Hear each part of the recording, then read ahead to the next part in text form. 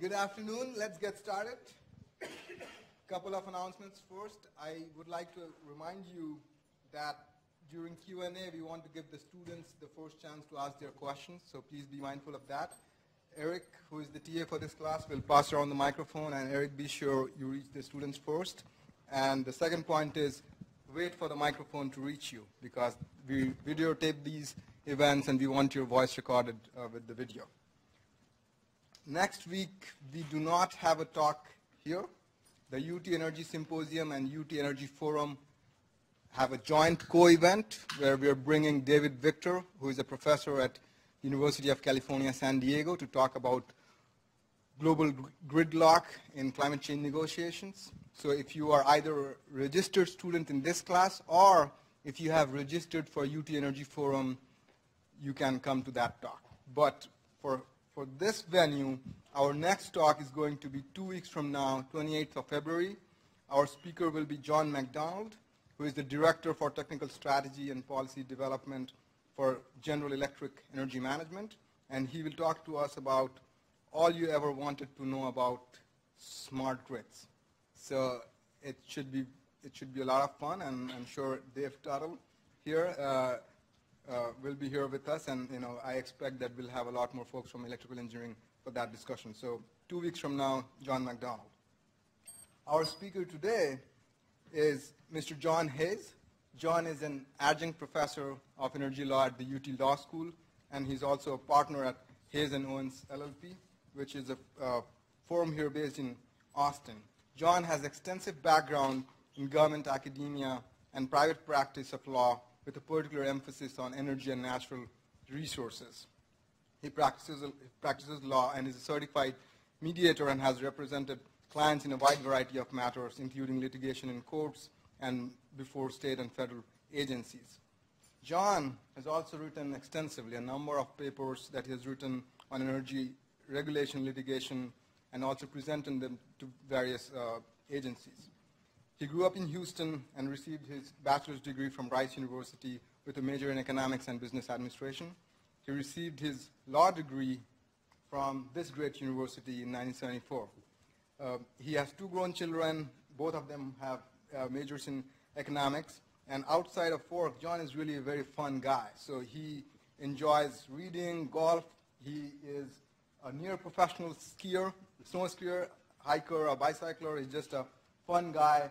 And I really am glad that he's here to talk to us this evening about oil and gas regulation and especially how it is changing. Please join me in welcoming John. Well, thank you so much. Is the mic working fine? Great. I pass on to my kids that I was introduced as being a fun guy. I'm not sure that I'll see what their take on it is, but that's always, I enjoy it. It's a great pleasure to be here today. We're going to cover a fair amount of territory fairly quickly, and some of the concepts and ideas that we're going to touch on will be so new to you, or to many of you, that it's going to be difficult to understand, but I think it has some benefit that you'll, even though I'll do my best to help you understand it, that you will become acquainted with it. And what we're going to talk about, and the way the formal style is Law, Regulation, and the Shale Revolution. And I think by now everybody's heard about shale and shale gas and fracking. All shale is a very, we call it tight in the oil and gas business, rock way underground. In many instances, it's 8,000 to 10,000 feet. Some areas of the country, it's a bit shallower, maybe half that. But the only way that oil or gas can be brought out of it is to use what's called massive hydraulic fracturing. Fracturing has been around for 50 to 75 years, but the real modern development occurred in what we refer to as the Barnett Shale that came along in the 90s up in the Dallas-Fort Worth area. And what that involved is a company called Mitchell Energy took a chance and was very entrepreneurial on developing the techniques that ended up being the combined hydraulic fracturing and horizontal drilling. And all that is the hydraulic fracturing is a process of injecting down through the wellbore large quantities of primarily water. It's 99% water, plus the fluid is, that includes what we call a proppant, which is usually sand or other kind of, sometimes ceramic pieces, with other agents to help smooth the flow, make it slicker, prevent, it'll contain things like biocides to prevent growth of bacteria and algae, and a number of elements like that. It goes out, it cracks the rock and releases oil or gas and creates pathways where it can flow to the wellbore and flow up. Well, that combined with the development of what's called horizontal drilling, where a wellbore will go down, and I got to tell you, I find it somewhat astounding from a technological standpoint that this could be done. Go down 10,000 feet, turn 90 degrees over the space of a quarter mile or so, and then go out horizontally for a mile or more sometimes. And what that does is when you have a oil and gas formation, think of it as a layer cake with a chocolate layer in there. With traditional vertical drilling, you drill right down through the chocolate layer and could access the little bit you could get from that one wellbore in the chocolate layer. If you could turn it and go horizontal, you can go through the whole chocolate layer and access the whole layer. And that's really what it's done. That technology that while a lot of folks still think of oil and gas as kind of a dirty old grubby, they see pictures of roughnecks and drilling rigs with chains because they use the chains or used to move the pipe around. The reality is oil and gas is probably one of the most high-tech industries in the United States. It may be next to the, in fact, probably is next to the medical profession, the most high-tech industry in the United States, using computers, geosensors, just an incredible array of technology, which is one reason these wells are so expensive to drill. But what it's led to is a real revolution, and we're going to do some background here of energy and the energy picture to set the stage for how what's going on with the regulations and the response to the regulations. That's what modern energy does for us. Some of you may recognize that's the city of Houston skyline. It wouldn't be there like that. It might be a little settlement still on the banks of Buffalo Bayou at Allen's Landing, but it sure wouldn't look like that, have the cars, the lights, the skyscrapers. And we can debate about the merits and demerits of skyscrapers and cars, but the reality is when we think about it, none of us really want to go back to the old glamorous days. And that's what it looks like without modern energy. And we tend to forget that there are billions of people in the world that are still living like that. There are hundreds of millions of people in India that are still living in mud huts, don't have electricity, and are cooking with dung. And so when we start talking about, well, we need to get rid of all this modern energy, we need to think of what we're really saying. Are we willing to give up the lights, the projectors, the iPhones, the computers, and our cars? And do we really think it's right for us to ask the rest of the world to not even think of aspiring to at least have electricity and indoor plumbing? Okay, this slide helps us get an overall picture of energy and where it comes from and the relative importance of oil and gas. And I mentioned the shale gas revolution. The reality is, and we'll see in a few minutes, that it's not just natural gas. The first big shale development was the Barnett Shale, and that's primarily natural gas. But it's turning out that the same techniques work for releasing oil from these shale formations, like the Eagle Ford Formation in South Texas, the Klein Formation out in West Texas, the Bakken Formation up in North Dakota, and it's truly an energy revolution. But what we see here, and unfortunately is often the case with projectors, my laser doesn't work very well with it, but we can see that petroleum accounts for 37% of our energy, and then natural gas another 25%. So roughly 52% of our energy today comes from oil and gas. Of the petroleum, some 71% goes for transportation. But the flip side of that, and you can see in the upper right-hand corner, and you'll have access to these slides later, they're worth spending a little time with, 94% of transportation fuel comes from oil.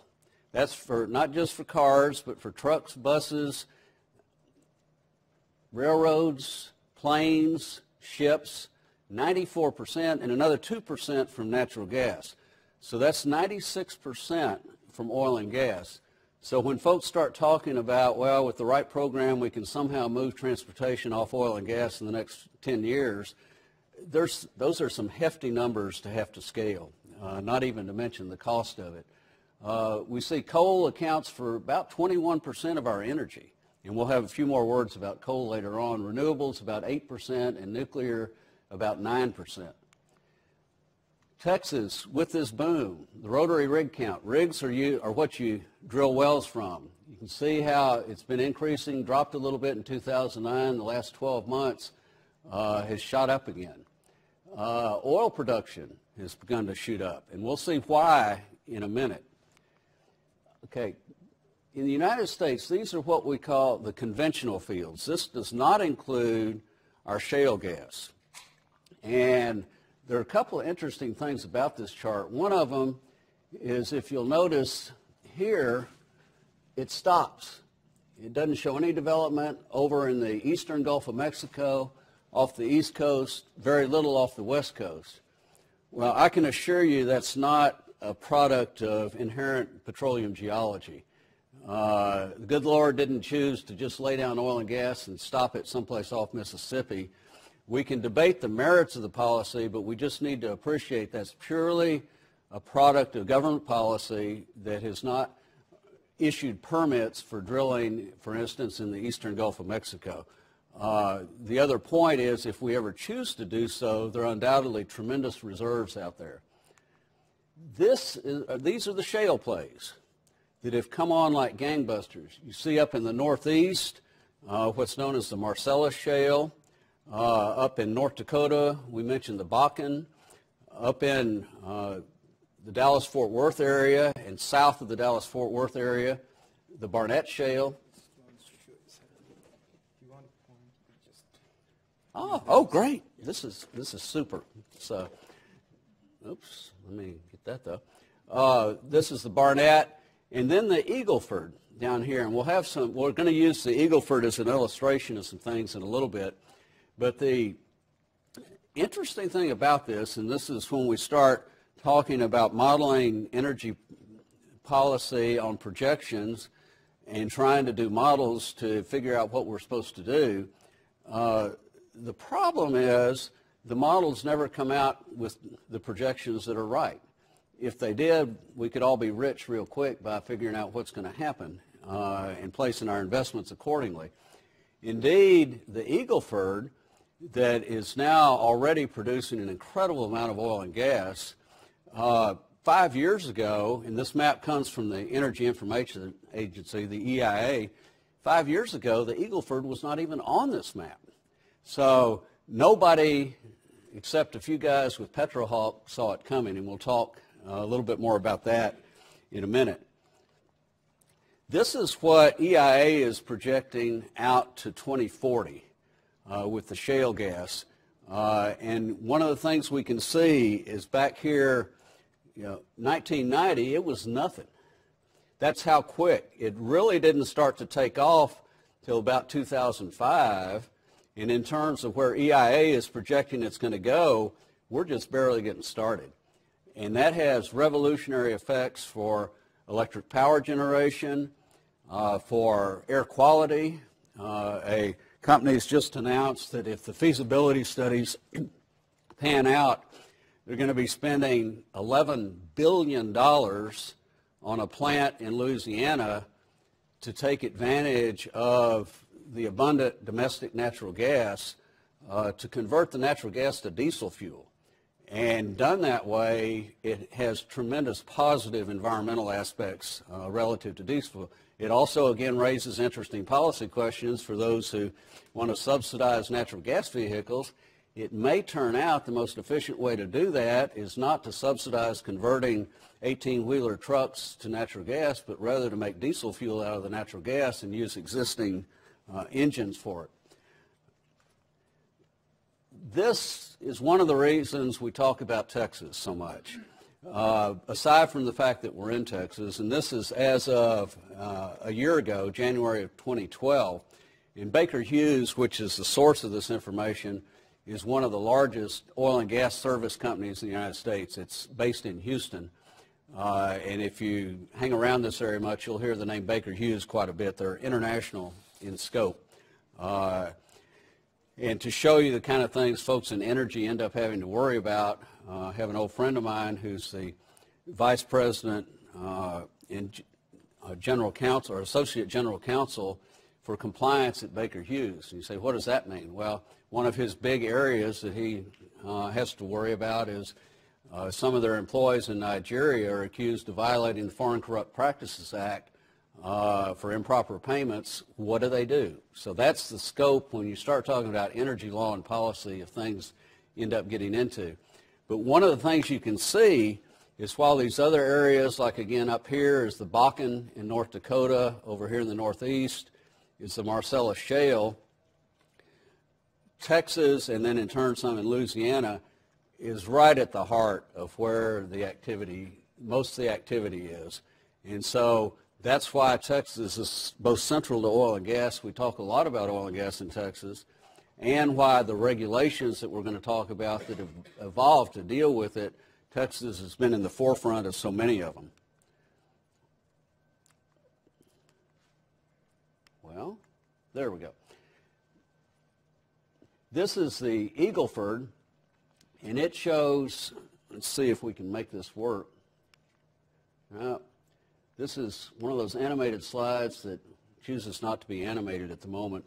But if you look at the chart on the far right, what you can see is back in 2006, there was zero Eagle Ford shale production. That's how quickly this has come on. And that's important to appreciate. We all talk about, and you probably hear in some of your classes, talks about technological change and the pace of change. This is what happens when folks figure out there's something really good. It's almost akin to the California oil boom in the 1840s. But what happened to develop the Eagle Ford is this county right here, LaSalle County, an outfit called Petrohawk put together a real small team, about a half dozen individuals, back in about 2005, pulled old logs, and logs are what tell you, as best you can, what's down there, from places like the Bureau of Economic Geology here at UT and the Texas Railroad Commission, and started studying and said, you know, we think there's something there. And we think with this newer technology, with horizontal drilling coupled with hydraulic fracturing, we can do something with it. So they studied them, and literally this was a very small team, about 6 people. They started going out and leasing where they thought it would be good prospects, and drilled the first wells in 2000, I believe it was even 2008, and boom, it took off. Those individuals, when they sold the company to BHP Billington, a big Australian mining company, about 1.5 years ago, they all ended up, as they should, extraordinarily wealthy. But it's a real story of how things can move fast, and you can see when things start moving that fast, there may need to be some adjustment and changes in the legal and regulatory system to catch up with it, as well as we'll talk about local impacts of roads and schools and things like that. This is what's happened in the Eagle Ford. You can see the trend. It really started 2010, 29. It was still basically nothing. The red line is natural gas. The blue line is oils. So again, when people start talking about shale gas plays, you can now correct them and say, well, it's really both oil and gas. And indeed, right now, since natural gas prices are relatively low, they're around $3 or a little bit above that. But crude oil is holding up. I think I checked today's spot price on the New York Mercantile Exchange was, I believe, $97 for West Texas Intermediate crude. The companies are largely targeting the oil plays, for instance, in the Eagle Ford, which is the northern rim of it, around Gonzales and those areas, and saving the gas for later. When I said saving it for later, the gas isn't going to go anywhere. It's trapped in that rock. And so it may be 20 years before we really tap that reserve and develop that. but I keep coming back to it, but this is truly revolutionary. My son sent me an article today on some wells that a company called EOG Resources had brought in down in Gonzales County, and one of them is producing over 6,000 barrels a day. Now think about that. That's $600,000 worth value a day at $100 a barrel. If you're a royalty owner who, fortunate enough, you may have been scraping out a living on a ranch down there forever, and somebody came along and leased it, and you got a 25% royalty, that means, and the production is going to fall off, but at least for right now, your royalty on it would be $150,000 a day, which, as I was talking to my associate in the law firm today, Alicia did the math real quick and said, that's $4.5 million a month, and she said, I could probably live on that pretty nicely for at least a year or two. So the numbers get astounding, and what that's done economically down in the Eagle Ford with people being able to buy homes, look at whole different ways of living and putting their kids through college, and what it's done for school tax bases is just incredible. This slide I include just for comparative purposes and why it's so significant that we're going to suddenly we have just abundant natural gas. This is an EIA slide of the fully distributed life cycle cost for generation of electricity, including investment, fuel cost, everything. And what it shows is that natural gas is about $62. That's per megawatt hour. That's into the grid. That doesn't count the cost of any new transmission lines. Coal is about $95 now, and so even aside from the environmental issues with coal and CO2 and particulates, coal right now is about 50% more, which is why folks aren't looking at building a bunch of new coal plants. Wind is about the same as coal, about $96. So when we think of wind energy, one of the things we need to factor in is that we're going to be paying 50% more for it than we'd be paying for natural gas. And then solar photovoltaic is over $200. So since my original training, and I still have a great interest in economics, I think we always need to think about what it costs.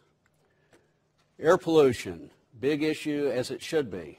We can see on here CO2 to the extent we're concerned about that. CH4, which is our natural gas, that's methane. It's about half of coal. Carbon monoxide, it's about a fifth of coal. Sulfur dioxide, I'm going to forget how to do my numbers, it's about a fifth of coal or less than a fifth of coal. Particulates, way down. Formaldehyde, it's the only one that's a little bit higher, but that can be handled. Mercury, basically no mercury in natural gas. So that's why everybody talks about natural gas as the fuel of the future. In some instances, a transition fuel till we get to something like hydrogen, or who knows what may be here 50 years from now.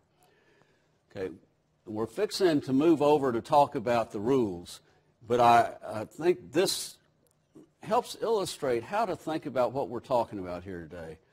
When we talk about public policy in energy, we really have three different things going on. We have the pure policy, we have law, and we have politics. And really what it comes down to is this little more or less triangle in the middle where these three circles intersect. And we try to pay attention to all of them, but neither one completely displaces the others. Okay, regulatory and legal impact areas, conservation regulation, environmental, pipelines, and impact on communities.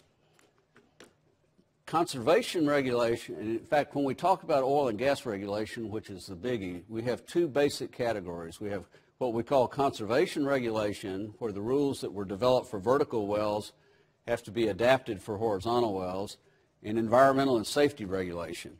And some of the issues are just when you have a lot more activity, a lot more things happen. Some of them because of particular issues with fracking, such as the pressures involved in the water. And by the way, what you can see here is I'm insistent that we spell fracking with a C, not a K. That's how, there's no K in the word hydraulic fracturing where it comes from. And some of us think it's a corruption of the language to start adding the K in it, but that's another issue. Conservation regulation, that's what you hear about. It's for spacing and density. And what that means is wells have to be certain distances apart and certain distances from property lines. The reason that came along, and that's been here since 1919 in Texas, is we have what's called the rule of capture, which means we have private property rights in oil and gas in the United States, pretty much unique to the world. But some would suggest that's why we've been able to develop it so well, as opposed to, say, Mexico, that has incredible shale reserves, but has only drilled 1 or 2 shale wells. And Mexico's wrestling with that right now. But as the rules adapted for this new type of property, realize it's what we call the tragedy of the commons, where if everybody could just poke the straw down there and suck out the oil or gas, it becomes a race to the bottom. And so that's why we have developed these rules of spacing, density, and what are called allowables. The Railroad Commission's adaptation actually started about 1990 when we first had the statewide Rule 86 for horizontal wells that said we've got to figure out how to adapt these rules, and we'll give a few examples of those from this diagram here. Is traditionally for spacing, it was from the vertical well. And again, I wouldn't expect you to remember all this, but it gives you an example of the flavor of what the regulators have to deal with. With the horizontal well, where it goes out this way, it's what they decided is, okay, the spacing has to work along the length of this horizontal wellbore. So the whole length of the horizontal wellbore has to be, under this what we call the statewide rule, it has to be 467 feet from property lines, and it better be that along the whole length of the wellbore. Proration units, which drive the allowable in many instances, also had to be adapted for horizontal wells. And what the regulators came up with is you'll get a bigger proration unit for every 1,000 feet of horizontal wellbore. And the idea is if you have more, you can drain more, so it works. We have other special field rules just to give you a flavor for what's come in. Things like zero between well spacing, what's called the take point rule, off-lease penetration point rule, the stacked lateral rule, because we have another rule that says you can't have double assignment of acreage. And because these horizontals may be one on top of another, had to adapt to that. And what's called the box rule, which deals with how much the horizontal can drift off the plan before you're in trouble. One big question from a regulatory standpoint is, should the statewide rule be amended to cover all these, or should it just be done on what's called a field-by-field basis, like different for the Barnett Shale from the Klein in West Texas, from the Eagle Ford in South Texas? Well, that's not what I want to do. Environmental protection, huge area. We've all heard about the stories about fracking and the concerns about fracking. This gets us right into federalism. Traditional oil and gas regulation has been left largely to the states under the 10th Amendment to the Constitution. This includes our conservation regulation for drilling and production, and that's why Texas can have different rules than Pennsylvania. And also, quite frankly, while we're booming, while New York has a drilling moratorium on. Oil field wastes, cuttings, fluids, things like that, generated in the process of drilling and producing oil and gas wells, are explicitly exempt from federal regulation under the Resource Conservation and Recovery Act. That means it's up to the states. Then, when we talk about water and air, we have the Safe Drinking Water Act, the Clean Water Act. In most instances, the administrative authority under both these acts is delegated to the states. And then explicitly, the Energy Policy Act of 2005 exempts the fuels and the injection, or not the fuels, but the fluids used in injection in fracking, except for diesel fuels. And there's a big controversy about some proposed EPA definitions of what is and is not diesel relative to those rules. We have increased attention to air emissions on methane, other hydrocarbon vapors, and then flaring. Okay, the protection of water and hydraulic fracturing, I want to spend just a minute on that because there's an awful lot of confusion and misunderstanding. There are three potential routes to contamination resulting from fracturing. The first, which seems to be the most talked about, is actually the least likely. And that's where fractures from fracking a well 10,000 feet underground penetrate all the way up to, say, 500 feet where you have a freshwater zone. That's generally acknowledged to be extraordinarily unlikely. It's just too much rock to crack, and these fractures may go out for 100 feet, sometimes maybe even 1,000 feet. But except, and this is the exception, there are some shallow zones, for instance, up in the Marcellus Shale in Pennsylvania, where that concern may need to be addressed differently than it is in most of these zones in Texas. Probably the two most likely sources of potential contamination are insufficient what's called surface casing and cement jobs, which is the process to protect the freshwater zones. When you drill through it, you set pipe, you inject cement to provide a barrier to keep the fluids from getting to the freshwater zone. Well, obviously, if you're suddenly using a well to inject at pressures of 10,000 pounds per square inch or more, you got to be doubly careful that your casing and cement jobs are done right, or you could pop out and pollute the fresh water. I'm not sure we have any documented cases of that happening in Texas, but it's certainly a valid concern. Then you have the potential for surface contamination when you have frac fluid flowbacks, and to make sure they're properly handled, and one extreme, people don't simply dump them into the nearest creek. We do have comprehensive rules on all this in Texas. Texas has long had a comprehensive cementing and casing rule, Rule 13, but even so, the commission's in the process right now, and the Railroad Commission, for those who don't, funny old name, it may be changed this session of the legislature, but that's the agency that regulates oil and gas in Texas. And it's because when oil and gas came along, the legislature looked around, and the only agency at that time that was set up to regulate anything was the Texas Railroad Commission regulating railroads. So they said, well, why not? Let's put it over there. And that was about 1910, and it's been there, actually I think it was earlier than that, 1897. It's been there ever since then. Waste disposal and produced water, again, the Railroad Commission has proposed rules on amendments to deal with recycling. Frac fluid disclosure, we had a statute passed in the last session of the legislature, 2011, to require disclosure of the constituents in frac fluids while protecting trade secrets, and many other states around the country have followed suit on that. The issue of water usage is before the legislature this time, and debates about agricultural versus domestic versus industrial versus oil and gas. And then we have issues with groundwater conservation districts, and a Texas Supreme Court case, Edwards Aquifer versus Day, that said, yes, we do have folks, owners of the surface, have property rights in the groundwater. And that's very significant. We'll see how that plays out. Comparative water use, the mining, which is right at the center and includes oil and gas, we can see is relatively, in fact, it's the smallest of all the categories compared to municipal use, manufacturing, and then the big one, of course, is agriculture.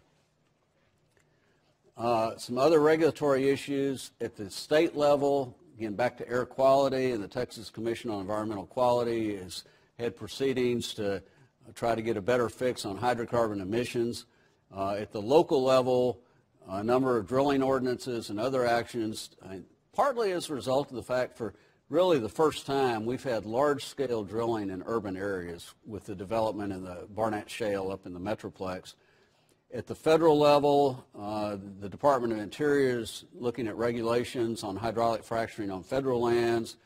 The EPA is looking at the definition of diesel, and we don't have time to get into that. We, of course, have CO2 issues leading, my rhetorical question, is coal dead? I'm glad I don't own coal stocks right now because the future doesn't look real bright, even aside from the environmental, just purely from the cost standpoint. And then LNG export. LNG is liquefied natural gas, where you compress and refrigerate natural gas tremendously and turn it into a liquid. and that means you have a much more compact means of transporting it. Some years ago, folks were busy seeking permits to import liquefied natural gas, and under the federal statutes, you have to get a permit to either import or export. They're now back at the Federal Energy Regulatory Commission seeking basically to flip those permits around to be export permits. That's a revolutionary development that we're looking at potentially exporting natural gas. Other legal issues, we have trespass issue, injected fluids, drilling across multiple unpooled tracks. Again, if you get the slides and care to, you can read through. It'll give you some idea for the flavor of this. But now I want to talk more about some of the community impact issues and wrap up with that, because those are huge. These are actual pictures from out in the oil patch. That's what goes on when the boom hits. McDonald's in Midland and restaurants are running short hours and having a heck of a time hiring people because people find out they can earn so much more going out driving trucks and doing other things in the oil and gas industry. Housing is short, but you can also see, like here, at least some folks don't particularly mind, especially if you own the property and get the royalties off of it. You know, that pump jack in your front yard may actually look pretty sweet, depending on your attitude and what you're getting out of it. Community impact issues. On the cost side, roads, and I'll come back to that in a little bit, pipelines, schools, water, other infrastructure. Community values, we tend not to think a lot about that, but some of these small towns, all of a sudden, when they're hit by massive camps of oil field, where when we say camps, we're talking about temporary housing, but then the bars and the strip clubs come in, and that changes the local complexion. Housing issues, it's hard to find people, if you want to build a house right now down in Gonzales County, to find a contractor to do it. And impacts on the local workforce that we alluded to. Roads is a great example. All of a sudden you have large oil field trucks carrying pipe, produced water, frac tanks, and the like, tearing up county roads. Well, it turns out, under Texas law, counties have a very limited ability to require permits and get additional fees to maintain the roads, and it's all a very poorly linked system where, in theory, money is supposed to go through the Texas Department of Transportation or TxDOT and then make its way back, but the linkage is very poor to that, and the counties are hurting. And that's the sort of thing, they're before the legislature this session saying, we got to do something about this so we can maintain our roads. We love having the oil and gas business, but we also don't want our roads and bridges totally deteriorated because of these large trucks. The total economic impact, this is on the benefit side, just in the 20-county region of the Eagle Ford, $25 billion in economic output. This is from the Eagle Ford shale boom. 47,000 full-time jobs, $3.1 billion in salaries and benefits, $12.63 billion in regional product, $358 million in state revenues, $257 in local government. And the positive economic impact is tremendous. This, just to refresh, the counties in the light blue represent where the Eagle Ford is, starting pretty much with Gonzales County, and all those dots represent drilling permits. Oil and gas royalties, this is the most recent information, unfortunately, available from the comptroller, but total taxes and royalties to the state and local for fiscal 2009, and I can assure you it's much more than that now, was $8.5 billion. That's a lot of money, and that's a lot of money to give us some room to attend to these things like the roads and the impact on the schools and the need for local infrastructure and water systems and things like that. So I put it on the positive side, but it can be used to help offset the cost side. Oil and gas salaries tend to be the highest of any business in the state. And you see here, the lowest on this is a land technician at $72,000. Oil and gas salaries in the state related to the oil and gas industry tend to be 50% or more of the average for all other salaries in Texas. Also feeds the rainy day fund through taxes. Okay, the shale revolution. The longer view is that energy and markets are at the core of any vibrant economic activity and growth.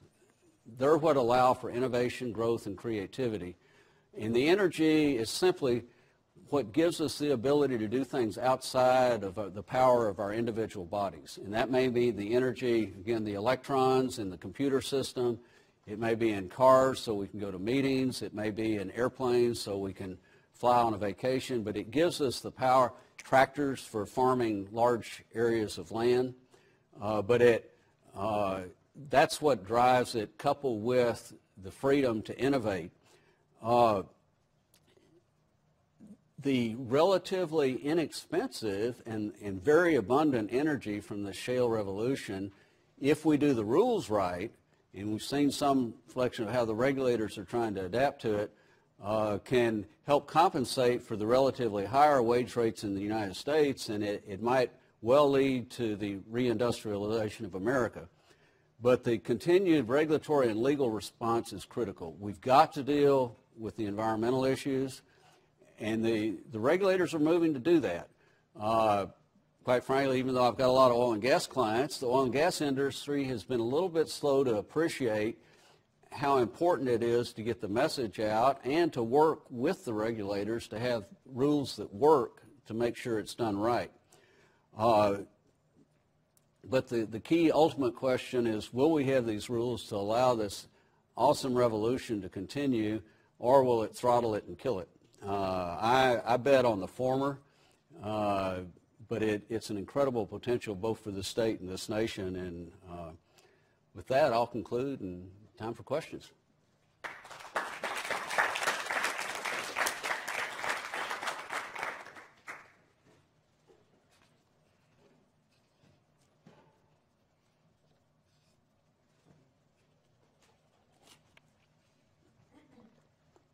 And anything's fair.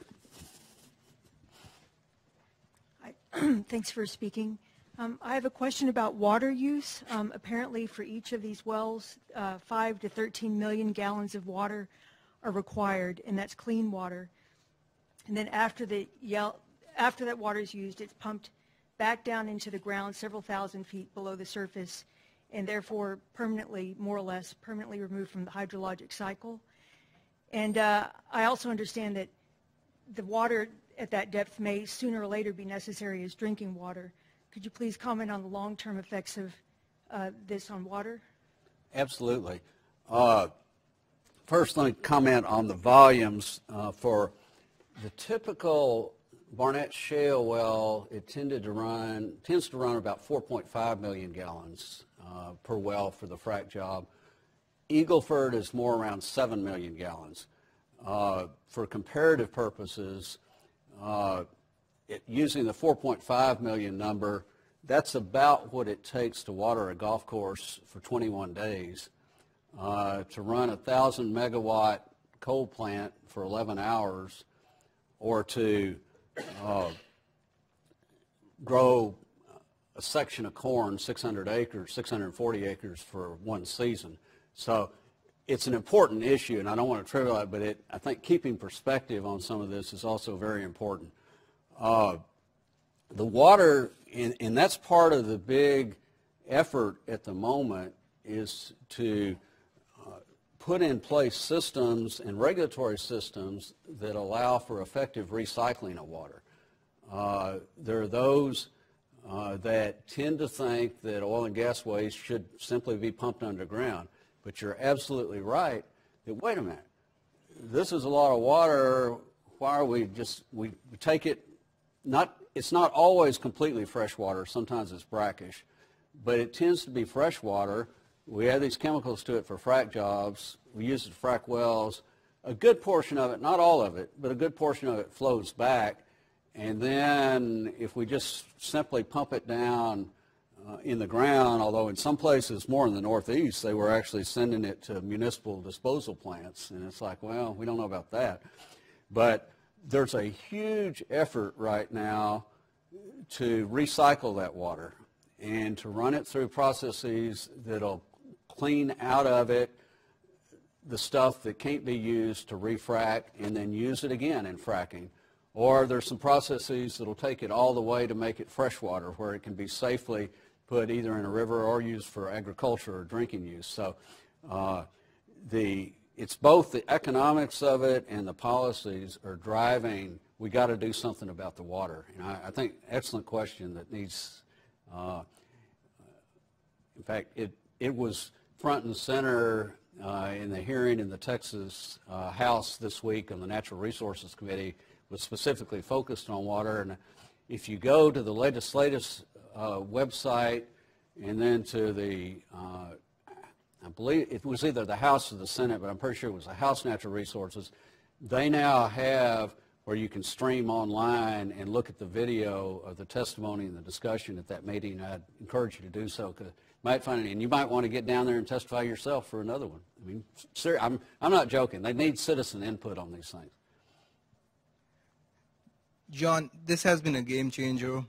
The hydraulic fracturing as well as the horizontal drilling, the technological change has been very rapid, and you discussed how that has had impacts for how the regulators are thinking. They're having to go back and change rules, but it's all happening very fast. It is.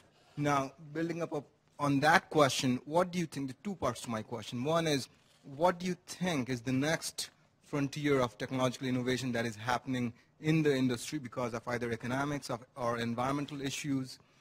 So first, what is happening at the technological frontier? And second, do you see that while and as the regulators are trying to take care of the backlog of technological change and adapt rules, do you see that that technological frontier will further wham the regulators and, catch them on the wrong foot yet again? Yeah. I think it's moving in the right direction. The two principal areas that I'm aware of and see are the use of robotics, interestingly enough, in drilling wells and controlling wells. We've already seen a lot of remote systems where literally folks can sit in Houston and watch wells in West Texas through telemetry in a way that is revolutionary. But there's a lot of work going on to use robotics in drilling rigs instead of having all the workers running around and, quite frankly, losing fingers and limbs and everything else when they get caught in the chains and the pipe. To have one guy or gal sitting in a chair with a computer console doing everything, using the robotics to take the pipe off and do it.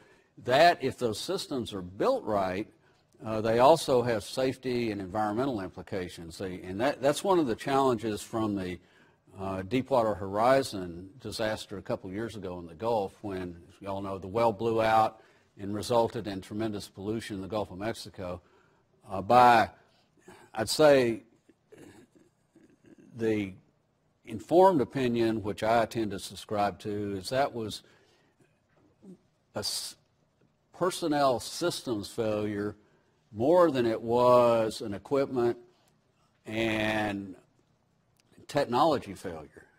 But what that illustrates is that for all our technology, for it to be used effectively, it has to integrate with personnel systems. And so those of you who may be in business school or in management, the long-range way the personnel systems and training and processes of on that drilling rig, when somebody says, I spot a problem here, does that person have the authority to take action or just get overridden by somebody else that says, well, it's going to cost us a little bit more to go that way? Well, BP found out the hard way that it sure would have paid to cost a little bit more to do what I believe the Halliburton people want to do, but I'm not in the middle of that litigation, so I'm not going to throw stones one way or another on that. Another revolutionary thing that's going on from a technology standpoint is nanotechnology. And the research that actually a lot of it comes out of my old school Rice, to use nanotechnology, seems so mundane it hurts, but for like coatings to prevent corrosion. Traditionally, corrosion is a huge issue in the oil and gas field because you have high pressures, sometimes extreme temperatures, sometimes you have sulfur and other corrosive agents, and it has to be dealt with. Well, the traditional method of preventing corrosion was to put an external coating on the metal. Nanotechnology holds the promise of where the molecules actually penetrate the surface and intermix with the metal molecules. And there's been some amazing, I saw some statistics on, I believe, an M1 tank. Conventional barrel has to be replaced after it's fired 20 times because of the wear on it, whereas with the nanotechnology treatment, it can be fired thousands of times. And think of that in all these other oil field applications. So did that get close to answering? Hi, Professor. Fine, okay. Thank you for your great speaking. I'm especially interested in the part of the regulations and the laws. It seems that there are a lot of content and I need a lot of time to digest. So I just have a small question about the resources. My question is, if there is one place and there are some shale gas resources here and there are other resources like the coal or the metal resources. So do you have any law or regulations about the distributing these resources? I mean, if there are multi-resources in the same area, so is there any rule to arrange the drilling? Okay, I'm not sure I'm completely following. Okay. Yeah. So, and part of it is, I think the microphone is not, I'm going to walk closer to you if that's okay. And then I can hear better. Yeah, go ahead. Okay. So my question is, if there is a place, there are some resources about the shale gas, shale oil, and other important resources, for example, the coal or the rare earth or something. So is there any distribution rules about how to arrange all this drilling and exploitation? Okay, so you're asking about reference sources where you can go look it up and learn more about it? And I guess, John, if I can sure. add to that question, I guess what you were getting at is if there are different resources at the same location, how do you deal with that? Are there rules to deal with that, or is it mostly governed by economics? That's part of the challenge of being in this area is, unfortunately, they're not all at one place. Like the Railroad Commission for the rules, you can go to the Texas Administrative Code that's online and find the rules. For the federal rules, they're in a half dozen different places because you have the Federal Energy Regulatory Commission, which with, of course, the rules for import-export. Then you have the EPA for the Clean Water Act and Clean Air Act. Texas, you have the Texas Commission on Environmental Quality. There's no single place that says these are all your energy references. There is a halfway decent multi-volume treatise that's about this long that I think the UT Law Library has called Energy Law and Transactions that's good for getting a quick introduction to a lot of these areas. But even like putting this talk together and pulling some of the information for the slides, I went to a dozen or more different places. But that is one good thing about the internet and Google with all the usual caveats that you got to verify it's a reliable source and that it's not just some flake putting up some information. But with that, the internet is an incredible resource for trying to find this stuff. Thank you for coming today. I just have a quick question. You mentioned the Macondo well and the blowout, and I'm glad you brought that up because I think it speaks to what we're dealing with now in these new technologies in the shale plays and oil plays. Primarily because after the commission came out with their report, they focused on the fact that regulators not only were generally from the same schools and friends with the industry people, but they were also often less trained and understood the technologies that were being used in offshore to a lesser degree than their counterparts in the industry. And I find that that seems to be an issue that's butting up against the new technologies in fracking and so forth. I'm just wondering what you could speak, if you could speak to if the reorganization of the MS, what is it, the mineral, MMS. Yeah, MMS, or just in general in Texas, how regulation is if it's progressed since then, and if they're actually managing to have more success regulating the industry on that front. Yeah, that's an excellent question. I think some of the separation that came about with whatever for those who don't know it, the MMS was a Mineral Management Service under the Department of Interior, the federal department, and it combined in one agency group both the leasing for oil and gas, which of course then yields revenues for the government, with the regulatory function. And one upshot of the Macondo, which I think is probably a good thing, is to split those two functions out. That's largely the way we have it at the state level in Texas. We have the Railroad Commission as the regulator, and then the private entities doing the leases, or in the case of state lands, which is where the money that's built this university came from oil and gas from state lands, because when Texas joined the Union in 1845, we kept our state lands contrary to every other state. The leases are done by the General Land Office. The General Land Office worries some about coastal pollution, but largely those leases go to private entities that then are regulated as to things like drilling integrity and prevention of pollution by the Railroad Commission. So you do have that separation. Yes, it's true, and I don't see it changing, that the industry tends to have far more people that are far more knowledgeable than the regulators. For one thing, it's a matter of salaries, it's a matter of where people want to work.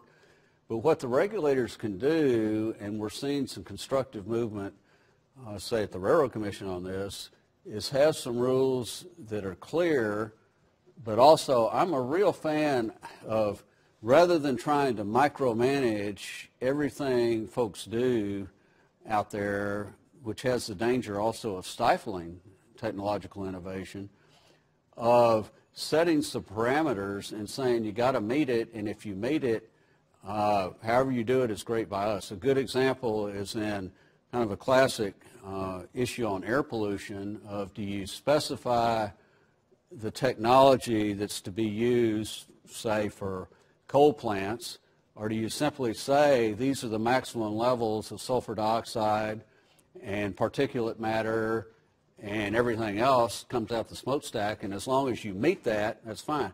Well, those who have a patent on particular processes or a lock on the corner of the market want you to specify the technology so they can get rich off of it. But if you specify the standard to be met, then that allows for creative innovation to meet the standard. But what you got to do with that, and really it's the same thing if you try to specify the technology, you got to have in place effective enforcement mechanisms so that if people bust it, if they go out and dump contaminated water from oil field production in a creek, you got to have effective enforcement and fund it. And I can say, since most of this is done at the state level, we've been way behind the curve in having effective enforcement on a lot of that. Now, you're not going to hear me say that sometimes when my clients are under attack, but from a public policy standpoint, the Railroad Commission enforcement section has been dramatically understaffed. And some of the new commissioners, I will give them credit, have gone to the legislature for the first time in years and been willing to say, we need more money to be able to do our job. And I think that's going to have an effect. The Macondo is a good example of where almost a traditional legal framework might have had a better effect than trying to specify all sort of regulations, namely the traditional legal framework we call tort liability. And that if something bad happens, you're going to be liable. Unfortunately, or some people would debate this, but under the federal structure, there's some real limits on liability for offshore operations, purportedly designed to encourage them. Well, that's another word for subsidize, because limitation liability is another form of subsidy, and at the expense maybe of things like Macondo happening, that if folks know if it blows out and pollutes, we could be liable for so much that it would take the company under, they may look at it differently. So, but it's a good question. It's not a simple question from a policy standpoint to get the right answer, but it's one we do need to think about seriously. Let's thank John. Thank you. Yeah.